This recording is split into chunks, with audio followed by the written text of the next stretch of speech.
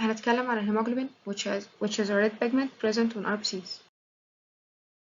We will start talking about basics, structure, types, oxygen binding, and hemoglobinopathies. First, we will talk about basics. أول حاجة هنتكلم عنها في البيزكس هي الكيمستري of heme. Heme is first. الهيم بيتكون من 4 pyro rings. All rings together called porphine ring. 4 pyro rings connected together by 4 methanol bridges. The 4 pyro rings contain 8 positions for 8 side chains. Side note, الهيموجلوبين بيتكون من 4 subunits of globin protein and 4 heme ring. هنتكلم عنها في البيزكس عندنا هي الهيموجلوبين functions. الهيموجلوبين can transport O2 from lung to tissue can transport CO2 from tissue to lung. بالنسبة لل CO2 اللي بنقولها 15% تقريبا. تالت حاجة بيعملها هي buffering function. هنا عشان نحافظ على ال pH of blood. ال pH نسبته 7.4. الهيموجلوبين buffering 6 times more powerful than plasma protein buffer. Plasma protein represent 15%, أما الهيموجلوبين represent 85%. تالت وآخر حاجة عندنا هي الهيموجلوبين reactions. Hemoglobin reacts with O2 from form oxyhemoglobin. وهنا عندنا هنا عندنا reacts ما بيبقاش فيه أي harmful changes. وتبقى العملية اسمها oxygenation. تاني حاجة الهيموجلوبين reacts with CO2 to form carbaminohemoglobin. وهنا ال CO2 بيمسك في الأمينو أسيد ما بيمسكش في الفيرس. على عكس ال CO اللي بيقدر يعمل معاه برضو reaction وبيدينا كاربوكسي هيموجلوبين، بس هنا ال CO بيمسك في الفيرس. وكمان نسبة انجذاب الهيموجلوبين لل CO أقوى 200 مرة من نسبة انجذابه للأكسجين. رابع حاجة عندنا عملية اسمها oxygenation، ودي عكس أول واحدة اتكلمنا عنها اللي هي oxygenation. الأكسجينيشن هنا بيحصل فيه harmful changes وبتكون عندنا met hemoglobin. هنا ferrous iron is oxidized to ferric iron so it can't carry oxygen. وعندنا آخر حاجة اسمها glycosylation. الجلايكوسيليشن بتدينا حاجة اسمها glycosylated hemoglobin، وهنا لما الجلوكوز بيرتبط بالهيموجلوبين. secondary structure of adult hemoglobin. الهيموجلوبين عندنا بيتكون من 4 سلاسل، فبالتالي يبقى عندنا في 4 structure: first, secondary, tertiary, quaternary. first structure بيتكون من 4 polypeptide chains 2 alpha and 2 beta. الاتنين متشابهين. الاتنين alpha identically سوا والاتنين beta identically سوا. ال 2 alpha بيتكون من 141 amino acid والبيتا بيتكون من 146 amino acid.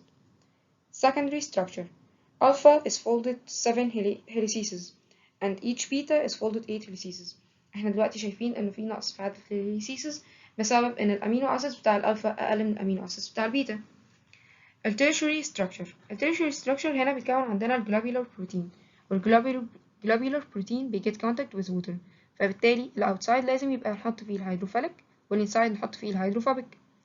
اول حاجه الهيدروفوبيك امينو اسيد النون-polar group are at the inner part of the protein. البولار propionate بيرياكت مع البولار amino acid outside. الهيم رينج نحطها في النص in the middle is inside the hydrophobic core. quaternary structure احنا عندنا ال 4 polypeptide chains linked together. beta and alpha linked together. لما البيتا والالفا بيجت linked together البونز بتاعتها بتبقى tightly held. اما لو الالفا والالفا مع بعض او البيتا والبيتا مع بعض فبتبقى البونز بتاعتها less held. ال 4 chains are forming tetramer alpha and beta. أول نوع embryonic hemoglobin it contains 2 theta and 2 epsilon chain. fetal hemoglobin it contains 2 alpha and 2 gamma chains.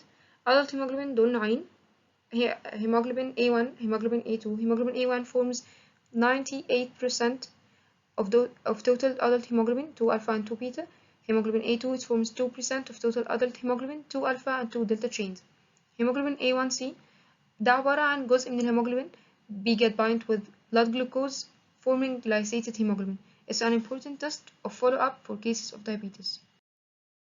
O2 binding لما الهيموجلوبين بيستلم الأكسجين بيبقى فيه 2 solid bridges بيتكسروا والهيموجلوبين بيميل with 15 degrees. إن oxygenated hemoglobin بيبقى في tight form والoxygenated hemoglobin بيبقى في relaxed form. There is functions of globin part of hemoglobin. عندنا it helps keeping the iron in heme in first state فبالتالي prevents its oxidation to ferric state preserving its capacity to carry oxygen.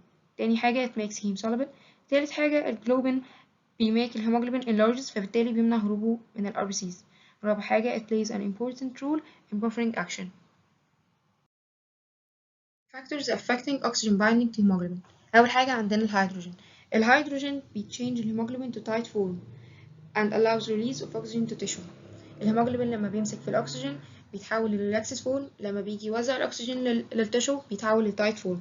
الهيدروجين بيساعده إن يتحول للتايت فورم، كمان ال 2,3 بايفوسفوجليسريت بيساعد في ده لأنه بيحوله من ال R form لل T form. ال CO2 contain water and form carbonic acids and CO2 bind hemoglobin. في عندنا compounds that interfere with oxygen binding بتتدخل في الموضوع. حاجتين، الكربون مونوكسيد ال CO وده بيدينا كربوكسي هيموجلوبين ودي بتعمل irreversible bond للهيموجلوبين.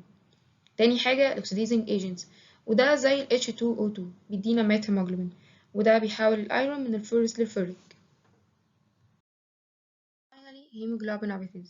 هنا هنتكلم عن حالات الهيموجلوبين فيها بيبقى abnormal. أول حاجة هيموجلوبين S هيموجلوبين سيكل سيل أنيميا وهنا الهيموجلوبين مبيبقاش سليم. Glutamic acid at position 6 of beta chain is replaced by valine. Glutamic acid is acidic negative amino acid أما الفالين hydrophobic amino acid. ده بيحصل في حالة low oxygen tension. الفالين have no charge. الunits get closer to each other and form threads. الحاجات دي بتقفل small blood vessels وبالتالي leading to pain. في حالة الناس اللي بتعاني من hemoglobin sickle cell anemia they cannot be affected by malaria لأن ال RBCs في الملاريا life span بتاعها 80 days أما الهيموجلوبين sickle cell anemia في ال RBCs بتاعتها ال life span بتاعتها 55 to 60 days. hemoglobin M. hemoglobin M ده proximal or distal histidine of alpha or beta chain is replaced by tyrosine. Tyrosine keeping iron of heme in ferric state. بالتالي it can carry oxygen. Hemoglobin C. Hemoglobin C glutamic acid at position 6 of the beta chain is replaced by lysine. الglutamic acid negative acidic amino acid أما الليسين positive basic amino acid. الثلاسيميا هنا الهيموجلوبين بيبقى سليم بس عدده أقل ده بيحصل defect في الجينز بتاعتنا يا إما بيبقى فيه ألفا ثلاسيميا يا إما بيبقى فيه بيتا ثلاسيميا. الألفا ثلاسيميا بيبقى فيه defect في 4 ألفا جين الكروموزوم 16. هنا بيبقى فيه 4 أنواع carrier trait major homozygous ألفا ثلاسيميا.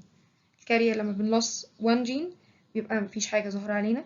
trait ده بيبقى لما بنلص 2 جينز بيبقى فيه mild anemia. major loss 3 جينز بيبقى فيه severe anemia.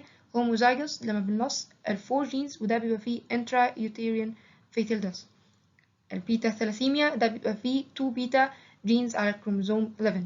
هنا بيبقى فيه نوعين بس الماينور والميجر. الماينور only 1 gene is lost وده بيدينا mild anemia انما الميجر بيبقى فيه 2 genes are lost وده بيدينا severe anemia.